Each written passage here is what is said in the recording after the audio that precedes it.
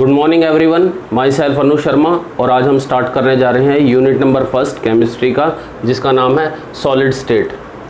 बिना time waste किए start करते हैं अपने इस चैप्टर को।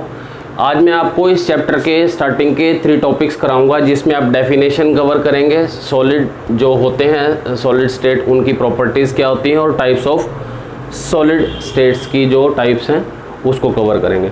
तो फर्स्ट ऑफ ऑल आप लोगों को प्रीवियस क्लासेस में आपने पढ़ा है कि सॉलिड स्टेट होती क्या है। बेसिकली हमारे पास जितने भी मैटर्स होते हैं, हमारे आसपास जितनी भी वस्तुएं हैं, वो 3 ही तरह की अवस्थाएं होती हैं, उनकी 3 ही स्टेजेस होती हैं। पहली स्टेज का नाम सॉलिड, सेकंड का नाम लिक्विड एंड थर्ड का नाम गैस है। यानी कि हमारे पास 3 स्टेट्स ऑफ मैटर्स हैं, सॉलिड, लिक्विड एंड गैस। अब हम बात करते हैं कि ये 3 अलग अलग स्टेट्स ऑफ मैटर क्यों हैं। बेसिकली क्या है कि मैटर्स के बीच जो कंस्टिट्यूएंट पार्टिकल्स हैं वो अपने अपने गैप के डिफरेंस के बेसिस पर 3 अलग अलग स्टेजेस ले लेती हैं। अगर जिनके कंस्टिट्यूएंट पार्टिकल्स के बीच डिस्टेंस कम होता है, बिल्कुल नज़दीक होते हैं जिनके पार्टिकल, वो सॉलिड स्टेट में कन्वर्ट हो जाते हैं। जिनके बीच थोड़ा सा गैप ज़्यादा होता है वो लिक्विड में कन्वर्ट हो जाते हैं, और जिनके बीच बहुत ही ज़्यादा गैप होता है वो गैसियस स्टेट के अंदर आ जाते हैं। तो हमारे टॉपिक का नाम है, हमारे चैप्टर का नाम है सॉलिड स्टेट। तो what do you mean by solid state? Definition देखिए, सॉलिड स्टेट की डेफिनेशन क्या है। सॉलिड स्टेट की डेफिनेशन है, it is defined as the state. ये एक ऐसी अवस्था है किसी भी मैटर की, it is defined as the state of a matter.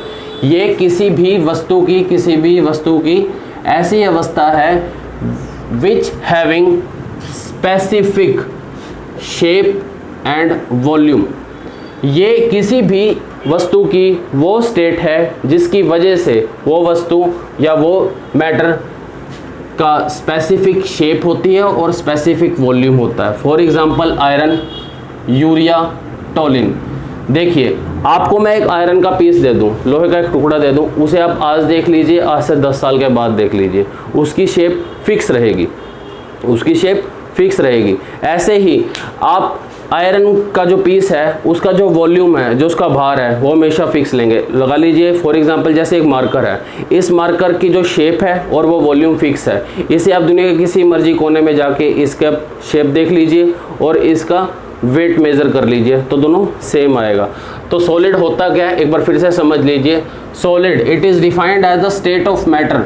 ये वस्तुओं की वो अवस्था है which having specific shape and volume, जिनका बिल्कुल फिक्स शेप होती है और वॉल्यूम होती है। इस तरह की स्टेट ऑफ मैटर को बोलते हैं सॉलिड। एग्जाम्पल है इसका आयरन, यूरिया और टोलिन। सेकेंडली, अगला topic properties of true solid.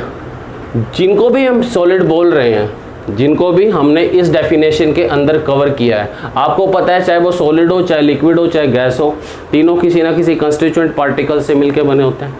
तो सॉलिड के अंदर के जो कंस्टिट्यूएंट पार्टिकल्स हैं, जिन पार्टिकल्स से मिलके ये सॉलिड बना है, उन पार्टिकल्स की प्रॉपर्टीज क्या होती है। मोस्ट इंपॉर्टेंट है ये topic, properties of true solid.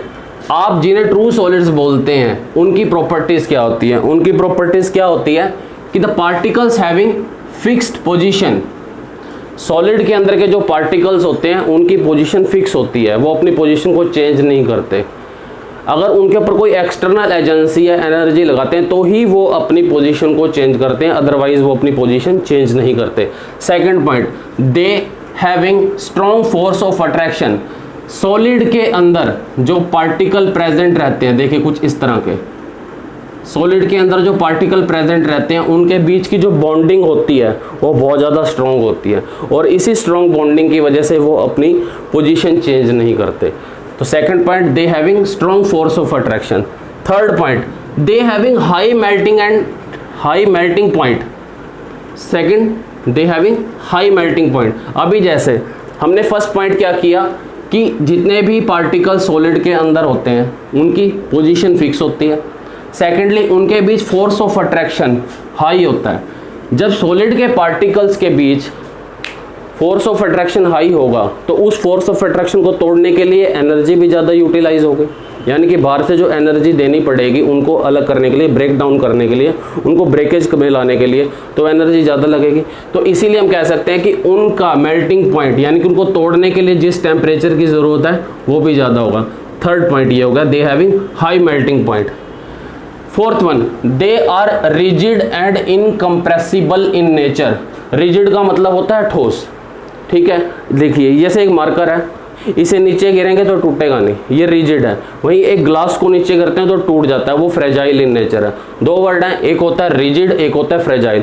तो जितने भी सॉलिड होते हैं वो रिजिड इन नेचर होते हैं। रिजिड का मतलब होता है ठोस। सेकेंडली इनकम्प्रेसिबल, इनकम्प्रेसिबल का मतलब होता है जिसे दबाया ना जा सके। तो सॉलिड जो सॉलिड होते हैं जितने भी, वो क्या किस नेचर के होते हैं, रिजिड होते हैं। एक तो वो ठोस होते हैं, दूसरे वो इनकम्प्रेसिबल होते हैं, उन्हें दबाया नहीं जा सकता।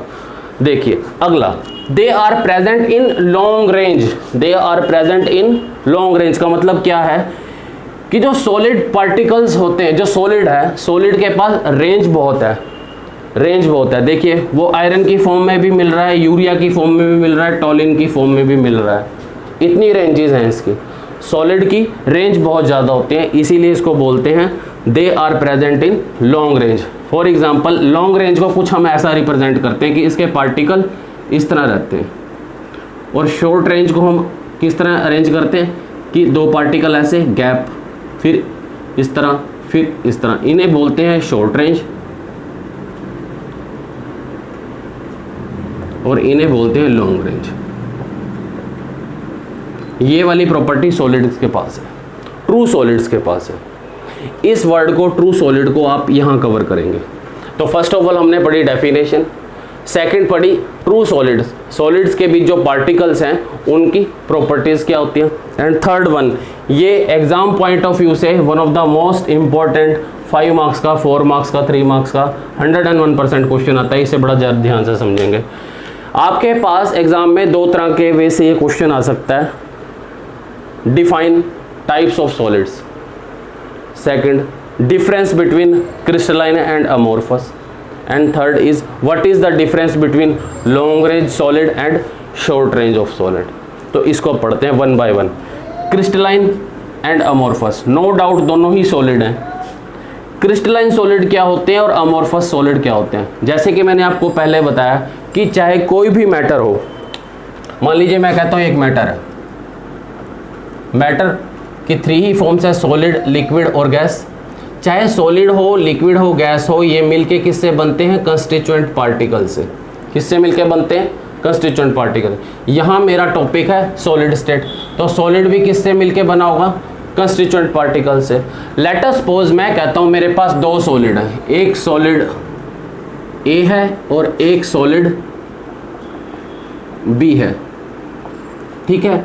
और सॉलिड ए और बी जो मेरे पास 2 सॉलिड हैं, इनको बनाने वाले कंस्टिट्यूएंट पार्टिकल को सपोज कर देता हूँ, मैं बोलता हूँ एक्स और वाई नाम के 2 कंस्टिट्यूएंट पार्टिकल से मिलके बनते हैं। ये भी एक्स और वाई नाम के कंस्टिट्यूएंट पार्टिकल्स हैं। तो जब मैंने ऑब्जर्व किया तो देखा कि सॉलिड ए के अंदर जो कंस्टिट्यूएंट पार्टिकल्स हैं उनकी अरेंजमेंट रेगुलर है, उनकी अरेंजमेंट एक सेट पैटर्न में। जैसे फॉर एग्जांपल x है, x के बाद y आया, फिर x आया, फिर y आया, फिर x आया, फिर y आया। देख रहे हैं आप पैटर्न, बिल्कुल एक पैटर्न में इनकी अरेंजमेंट चल रही है। वहीं b के अंदर जब मैंने देखा कि कंस्टिट्यूएंट पार्टिकल्स की जो अरेंजमेंट है वो एक रेगुलर वे में नहीं है। जैसे 2 x आ जाते हैं, फिर एक y आ जाता है, फिर एक x आता है, 2 y आ जाते हैं, फिर 3 बार x आ रहा है, फिर एक y है। तो आप यहाँ देख रहे हैं यहाँ पे अरेंजमेंट क्या नहीं है, रेगुलर नहीं है कंस्टिट्यूएंट पार्टिकल की, है दोनों सॉलिड। तो क्रिस्टलाइन उस तरह के सॉलिड हैं जिनके अंदर कंस्टिट्यूएंट पार्टिकल की अरेंजमेंट रेगुलर होती है, जिनके अंदर के कंस्टिट्यूएंट पार्टिकल रेगुलर वे में अपने आप को डिस्ट्रीब्यूट करते हैं। वहीं अमोर्फस उस तरह के सॉलिड हैं जिनके अंदर के कंस्टिट्यूएंट पार्टिकल अपने आप को रेगुलर वे में अरेंज नहीं करते। देखिए सॉलिड का एग्जाम्पल आयरन भी है और प्लास्टिक भी है, तो दोनों में फ़र्क क्या है। सॉलिड का एग्जाम्पल प्लास्टिक भी है और आयरन भी है, दोनों में फ़र्क क्या है। जब हमने बहुत गहराई से ऑब्जर्व किया तो हमें पता चला कि कुछ सॉलिड ट्रू सॉलिड्स हैं। ट्रू सॉलिड्स वो हैं जो सॉलिड की इस डेफिनेशन को, फिक्स शेप एंड वॉल्यूम को कंप्लाइज करते हैं, उनसे मेल खाते हैं। वहीं प्लास्टिक, ग्लास, ये कहने में तो सॉलिड हैं यानी कि इनका वॉल्यूम तो फिक्स है मगर इनकी शेप फिक्स नहीं है। थोड़ा सा टेम्परेचर बढ़ा दीजिए, प्लास्टिक की शीट मुड़ जाती है, ग्लास अपने शेप को चेंज कर देता है और हैं वो सॉलिड। तो उस तरह के सॉलिड्स को क्या बोलते हैं? Amorphous solid. क्या बोलते हैं? Amorphous solid. सेकंड पॉइंट देखिए, crystalline solids are true solids हैं। ये वो सॉलिड होते हैं ट्रू सॉलिड जो सॉलिड की डेफिनेशन को कंप्लाई करते हैं, मेल खाते हैं उनसे। सेकेंडली, एमोर्फस सॉलिड को फॉल्स सॉलिड भी बोलते हैं, सूडो सॉलिड्स भी बोलते हैं और सुपर कूल्ड लिक्विड भी बोलते हैं। तो आपके पास एग्जाम में चाहे फॉल्स सॉलिड आ जाए, सूडो सॉलिड्स आ जाए और सुपर कूल्ड लिक्विड आ जाए, इन सब का मीनिंग अमोर्फस है। ठीक है, अगला पॉइंट करते हैं, they having sharp melting point. जो क्रिस्टलाइन है, क्रिस्टलाइन सॉलिड के अंदर मैंने आप लोगों को बताया कि अरेंजमेंट ऑफ पार्टिकल क्या रहती है? रेगुलर, और अमोर्फस में इर्रेगुलर। तो रेगुलर अरेंजमेंट होने की वजह से पार्टिकल एक दूसरे के नज़दीक होंगे, फ्रेमली अटैच्ड होंगे, बहुत ज़्यादा एक दूसरे के साथ स्ट्रांगली अटैच होंगे। जो स्ट्रांगली अटैच होंगे उन्हें तोड़ने के लिए भी ज़्यादा टेम्परेचर चाहिए। तो इसीलिए क्रिस्टलाइन का मेल्टिंग पॉइंट भी क्या होता है? शार्प होता है। शार्प मीन्स फिक्स होता है। अगर मैं कहता हूँ कि क्रिस्टलाइन, किसी ए नाम के क्रिस्टलाइन सॉलिड को मेल्ट करने के लिए मुझे 85 डिग्री का टेम्परेचर चाहिए, तो ये फिक्स है कि 85 डिग्री टेम्परेचर ही चाहिए, फिक्स है। शार्प मेल्टिंग पॉइंट का मतलब बोलते हैं फिक्स। वहीं एमोर्फस के केस में शार्प मेल्टिंग पॉइंट नहीं है, वहाँ पे रेंज ऑफ मेल्टिंग पॉइंट है। रेंज ऑफ मेल्टिंग पॉइंट है। वो किस बात पे डिपेंड करता है? वो इस बात पे निर्भर करता है कि जो मेरे कंस्टिट्यूएंट पार्टिकल अमोर्फस के होंगे उनके बीच का पार्टिकल का जो अरेंजमेंट है वो रेगुलर नहीं है, तो वहाँ पे शार्प मेल्टिंग पॉइंट नहीं आएगा, रेंज ऑफ मेल्टिंग पॉइंट आएगा। जैसे कि मैं कह सकता हूँ कि मेरा एमोर्फस सॉलिड 85 से लेके 105 के बीच मेल्ट होता है। ये रेंज है पूरी 85 से लेके 80, बट इस केस में 85 फिक्स है। अगला, जो क्रिस्टलाइन सॉलिड्स होते हैं वो क्या होते हैं? उनकी ज्योमेट्री फिक्स होती है। उनकी ज्योमेट्री फिक्स होती है, यानी कि उनकी शेप फिक्स होती है। उनकी फिक्स शेप होती है, उनकी ज्योमेट्रिक फिक्स होती है। सेकेंडली, अमोर्फस सॉलिड के केस में ज्योमेट्री फिक्स नहीं होती, उनकी ज्योमेट्री फिक्स नहीं होती। अगेन ये सब पॉइंट कहाँ से आ रहे हैं? रेगुलरिटी और इरेगुलरिटी ऑफ कंस्टिट्यूएंट पार्टिकल। क्योंकि अमोर्फस के केस में कंस्टिट्यूएंट पार्टिकल इरेगुलरली अरेंज्ड थे, तो इसीलिए उनकी ज्योमेट्री भी फिक्स नहीं आती। ज्योमेट्री का मतलब होता है शेप, उनकी शेप फिक्स नहीं होती। अगला point, showing clean cleavage bonding. Clean cleavage bonding का मतलब क्या होता है? क्लीन क्लीवेज बॉन्डिंग का मतलब क्या होता है कि जैसे कि मैंने आपको बताया, क्रिस्टलाइन के केस में कंस्टिट्यूएंट पार्टिकल की अरेंजमेंट रेगुलर है एक सेट पैटर्न में। तो आप इस सेट पैटर्न के सॉलिड को अगर आप बीच में से काटते हैं, अगर आप सेट पैटर्न के क्रिस्टलाइन सॉलिड को बीच में से काटते हैं तो क्लीन क्लीवेज कटेगी, बिल्कुल रफ क्लीवेज नहीं कटेगी, बिल्कुल क्लीन क्लीवेज कटेगी। जितने कंस्टिट्यूएंट इधर आएंगे उतने ही कंस्टिट्यूएंट इधर जाएंगे, इसे बोलते हैं क्लीन क्लीवेज। ठीक है, वहीं आप दूसरी तरफ अमोर्फस सॉलिड को अगर आप बीच में से काटते हैं तो वहाँ पे क्लीन क्लीवेज नहीं आती। जैसे आप ब्रेड को जब आप बीच में से काटते हैं, देखते हैं वो कैसे रफ कट जाता है, जो उसके कोने होते हैं कैसे ग्रूव शेप के आते हैं, उसे बोलते हैं नो क्लीन क्लीवेज बॉन्डिंग। अगर आप उसके बॉन्ड्स को काटते हो तो उनके जो बॉन्डिंग की क्लीवेज हैं, कोने हैं, वो क्लीन नहीं आते, वो थोड़े से रफ इन नेचर आते हैं in case of amorphous. Crystalline are anisotropic in nature and amorphous are isotropic in nature. ये मोस्ट इंपॉर्टेंट पॉइंट है,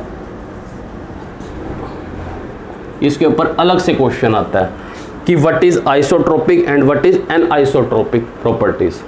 क्रिस्टलाइन के पास एनआइसोट्रोपिक प्रॉपर्टी होती है और अमोर्फस के पास आइसोट्रोपिक प्रॉपर्टी होती है। इसे मैं इसके बाद समझाऊंगा आपको। Example, iron NaCl। क्रिस्टलाइन के एग्जाम्पल हैं आयरन और NaCl। अमोर्फस के एग्जाम्पल हैं ग्लास एंड प्लास्टिक। तो ठीक है, अभी हमें एक छोटा सा टॉपिक बीच में छोड़ दिया कि व्हाट इज एनाइसोट्रोपिक और व्हाट इज आइसोट्रोपिक।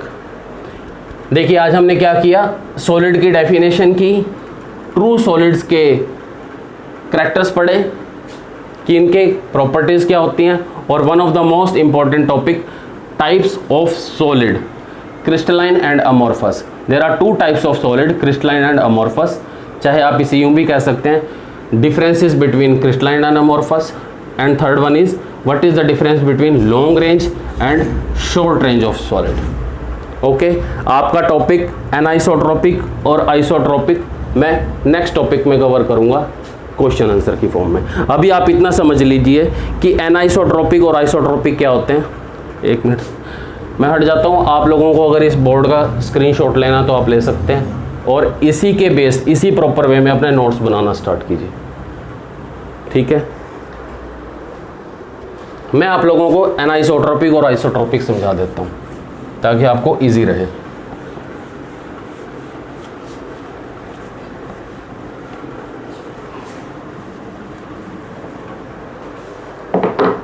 देखिए मैंने आपको कहा कि एक सॉलिड है क्रिस्टलाइन और दूसरा है एमोर्फस। मान लीजिए मैं एक क्रिस्टलाइन का स्ट्रक्चर ड्रा करता हूं और वहीं मैंने एक अमोर्फस का स्ट्रक्चर ड्रा किया।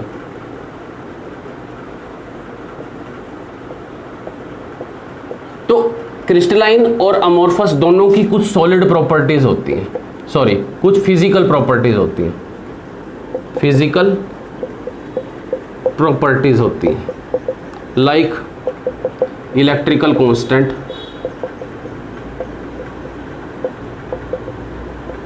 रिफ्रैक्टिव इंडेक्स,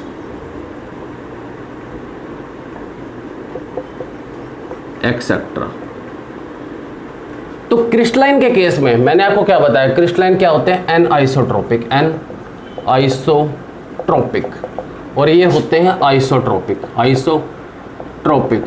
आप लोगों को पता होगा कि आइसो का मीन होता है सेम, आइसो का मीनिंग होता है सेम, ठीक है।